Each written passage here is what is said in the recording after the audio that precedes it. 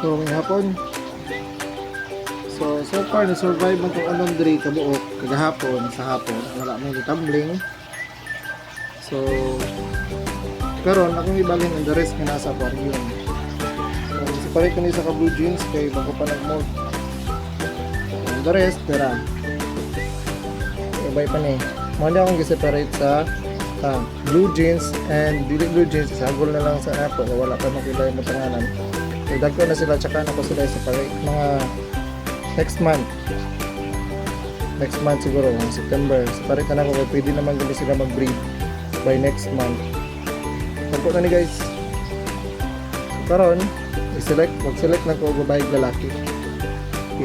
Hapon na nako kay super naman ko yung lalaki diri gibutan. Check lang pa na ko pila ka ba babae ang available na ko diri.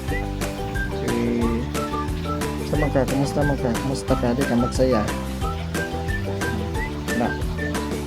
Okay, so update lang tamo taod-taod. So tora naihap na to, na-separate na to. Dira natay 16 ka female arang isa na bago pa nag-umok pa kayo. 16 ka female o 8 dito ka male plus unong gibutan ako diri daan is 14. So 14 ka male o 16 ka female. Ako na. Kasi mo sila diri.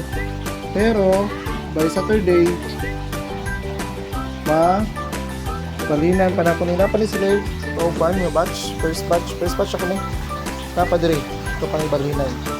Mapan ako ng first batch at second batch sa gold rate katong mga na-south sa first batch katong mga mugbo nagagmay nga wala kay katubo sa kadaghan diri i-separate ka nato na sila ibalhin nato diri para at least ako sila og tagaan dagan-daganan.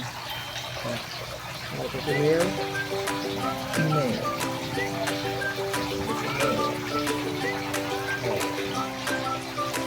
sa gusto mag-alaga PM lang PRC sinaw kayo itong bayo lako blue jeans. Okay, PM lang PM